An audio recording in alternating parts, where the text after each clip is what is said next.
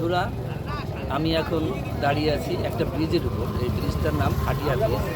এটা গাজীপুর সদরের খাটিয়া নামক জায়গা। এবং আমার ডান পাশে বাম পাশে দেখেন বিশাল জলাধার, সুন্দর বিল। এটার নাম হচ্ছে সিলাই বিল, এবং অনেকে বিলাইও বলে থাকেন। এটা চমৎকার একটা বিল, চারিদিকে বিল আর বিল, পানি আর পানি।